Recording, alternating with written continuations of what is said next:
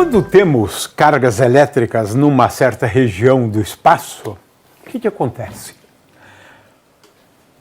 Ora, cargas elétricas, pode ser uma só, pontiforme, distribuídas, não importa. Elas geram dois campos, denominados potencial elétrico, um deles, e esse está relacionado à energia, porque quando uma partícula interage, a sua energia se altera, e o outro campo é conhecido como campo elétrico. Ora, é uma pena, né?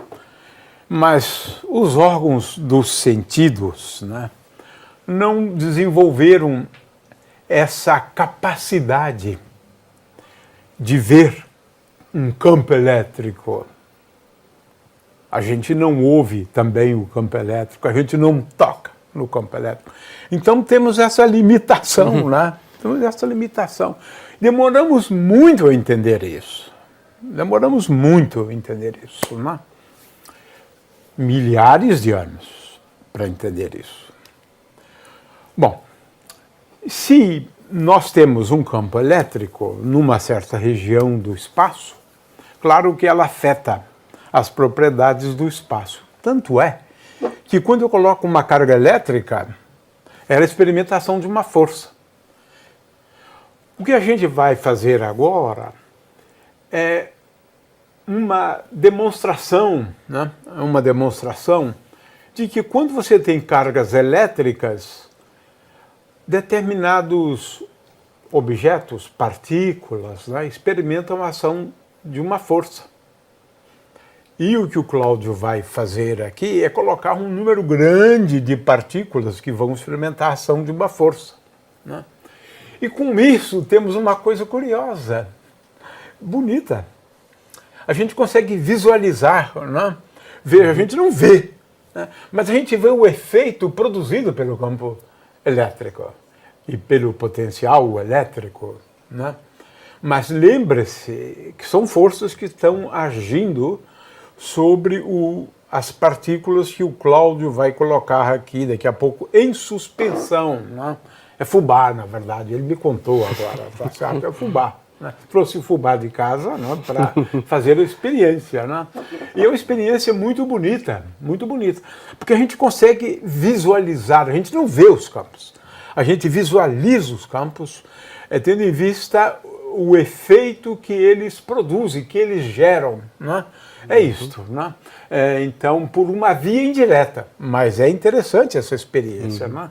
Já que não podemos ver o efeito, né? O resultado da existência do campo elétrico. Então vamos lá. Vamos lá.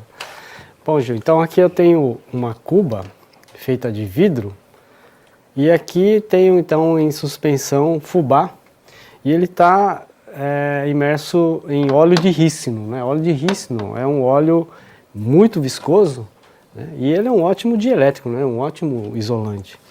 Então o fubá ele vai funcionar como pequenos dipolos, né? E como você falou, ele vai experimentar a ação de uma força. Ótimo, então ele se polariza facilmente, né? Isso. Aí está o segredo, né, Cláudio? Exatamente. Então nós vamos ligar a bola aqui do Van de Graaff num dos terminais e o outro terminal vai ser aterrado. Ok. Então vamos começar mostrando aqui esse terminal representando uma carga pontiforme, né? Então, e vamos colocar aqui sobre o óleo de rícino e fubá e ligar aqui o eletrodo no potencial do Van de Graaff. Né? O efeito disso é como se você tivesse uma carga elétrica. Exatamente, uma carga elétrica positiva, por exemplo, aqui. E uma segunda carga aqui, ele vai estar aterrado. Então eu liguei aqui na carcaça aqui do retroprojetor, então ele vai estar no potencial do terra, né? Mas isso daqui vai simular uma carga positiva, né? E aqui, por indução, ele vai ter uma carga negativa. Ok. Né? Então, positivo e negativo. É o que nós chamamos de dipolo, né? Dipolo Duas elétrico. cargas de sinais opostos, né? Isso. A uma distância d, né? Porque isso vai ser importante quando se for determinar o momento de dipolo, né? Do dipolo, né? Que envolve a carga e a distância. Né? Entre elas. Ok. Então vamos ligar o retroprojetor. Então, nós vamos ter que... com o tempo, né? Não, ainda você vê que o fubá ainda não está sofrendo ação de força nenhuma, não liguei o Van de Graaff. Agora eu vou girar o Van de Graaff. Agora estou girando aqui o Van de Graaff. Olha só que figura interessantíssima. Né? O que nós temos aqui, né, duas cargas, né? Sim, duas cargas elétricas, e o que nós estamos visualizando, na verdade, são umas linhas de campo. Sim, não é isso? Exatamente. Então, o campo elétrico, por exemplo, aqui, ele é tangente a essa linha. Sim, né? exatamente. Então, essa forma, né, da gente visualizar, na verdade, a carga positiva está aqui, não é isso? Sim. Se eu estou entendendo, né? Então é o contrário. Quer dizer, aqui está a linha de campo, e o campo elétrico ele é tangente a cada uma dessas... Porque linhas, acaba se tornando linhas, na verdade, sim. né? São linhas de campo, né? A gente Exatamente. consegue visualizar a linha de campo. Uma carga negativa, uma carga positiva. As linhas de campo partem de cargas positivas, né?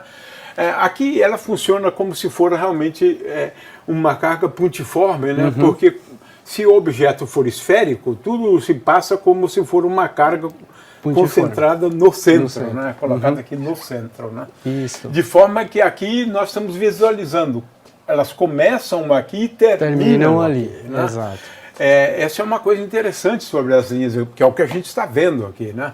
Aqui o campo elétrico ele é tangente, aqui ele é tangente, né? Então dá para visualizar muito bem. E outra coisa, nessa região aqui o campo elétrico é mais intenso, porque existe o adensamento, né, das linhas de campo. Né?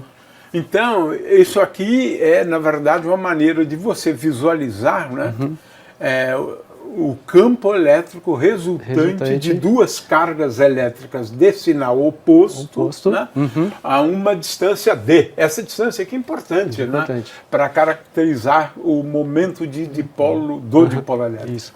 E outra coisa, Gil, aqui a gente pode também chamar de linhas de força do campo, né? Ou seja, linhas de força do campo elétrico. Por quê? Porque ele representa a trajetória que uma carga irá fazer. Seguiria, né? Por exemplo, se aqui é positivo e aqui eu coloco um elétron, por exemplo, carga negativa. Então ele vai ser atraído por essa carga. E, por outro lado, vai ser repelido por essa carga. A somatória dos dois vetores vai ser o vetor resultante em cada ponto. Né? Então ele vai experimentar uma trajetória, ele vai fazer uma trajetória assim. Né?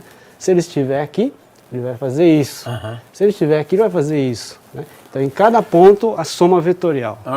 O que é interessante ressaltar, né, Cláudio, é que o campo elétrico ele está lá independentemente de você ter um elétron aqui, que a gente está vendo na realidade, né? Exatamente. Quer dizer, ele existe nessa região e estes os grãos, né, de fubá se deixam influenciar pelo campo elétrico. Né?